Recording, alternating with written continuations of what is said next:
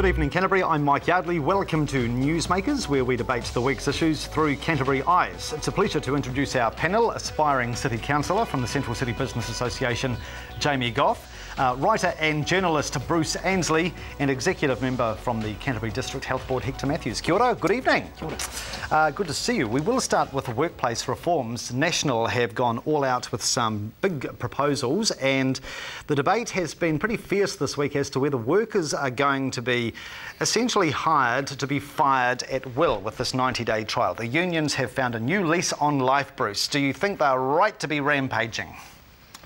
Are they rampaging? Well, they did at the Sky City. Well, I suppose, yeah. Well, the 90-day trial, I think, is I don't think too many people have got too much objection to that. I mean, I think that if you're blind or deaf or in some way disabled, then it gives you a better shot.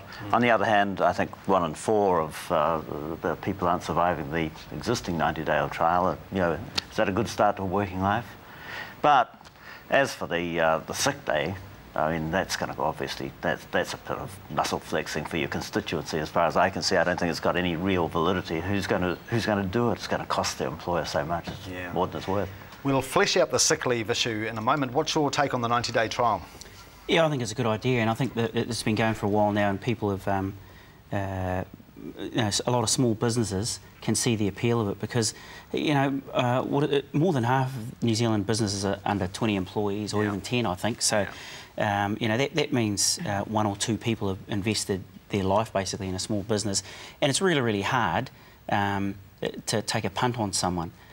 This gives them a backstop, and I actually heard the figures that 4 out of 5 got through the trial anyway. So it's kind of much ado about nothing. If 80% are getting jobs as a result of this, is this not a good thing? I think if someone gets let go after the 90 days, they ought to be given the dignity of being told why, that, you know, you don't fit into the team or you're tardy or whatever it is. There'll be a reason for it. They deserve to be told why, and then they can learn from that and move on. And you still can't discriminate. Yeah. They told him why at Middleton Grange, and that one didn't fly. No. Sorry, there we go. We may touch on Middleton Grange later in the show, of course. Jamie, if I had been in prison and I had been paroled, you were an employer, let's suppose you ran a bar and you were looking for some bar staff. I applied. You thought, risky. Would you feel more likely to give me a chance if it was under this 90-day trial basis? Oh, look at these. I'm just such a grey person here because I hate to be these nitpickers, but you wouldn't probably get your liquor licence with that, so you probably wouldn't be able to. So there's a lot of things here that make this not possible. But could I collect glasses? Well, I suppose you could collect glasses, but I think you'd be overqualified.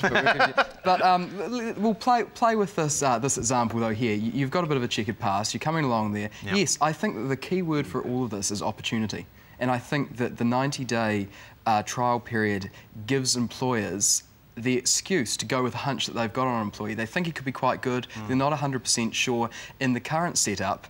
And just to go off on a wee different vein here, what Hector said, because I just want to run with that for a sec.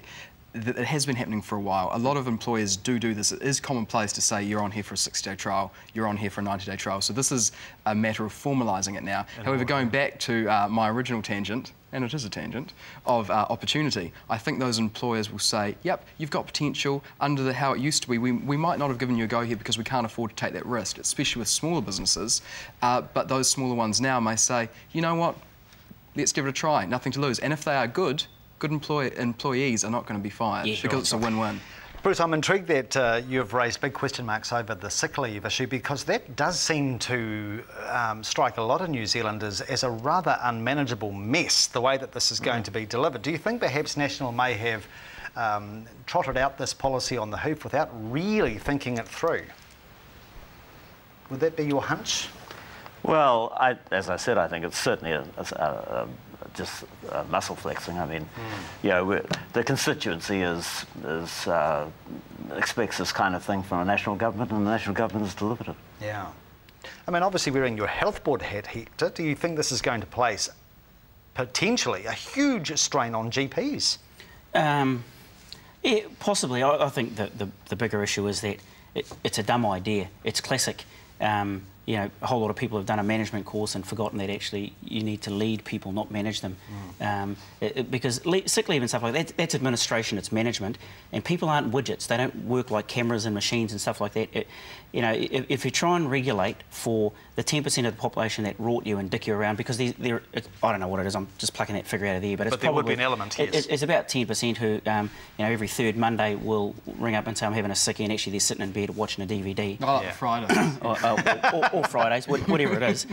But you know, 90% of people, most people are actually good folk, and this will alienate those. You know, what it strikes at is that sort of trust and loyalty. You know, and if you're an employer and you've got half a dozen people who work for you, and they'll go to the wall for you. You know, they know that you've got to get something finished today. It's going to take 6 hours, and you're as crook as a dog. You get a headache, but you'll get up because you know your boss trusts you. You trust him, and there's that trust and loyalty.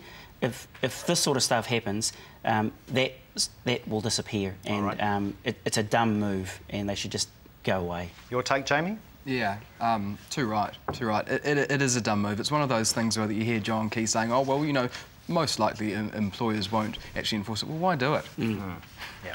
OK. The one thing I'd like to know is why does John Key say that apparently this is a particular problem with meat workers? What's all that about? What is it about meat workers and Fridays and Mondays? Coming up, we are going to look at muffins, plots and poles, and also the Huranui, the water wars. Do stay with us.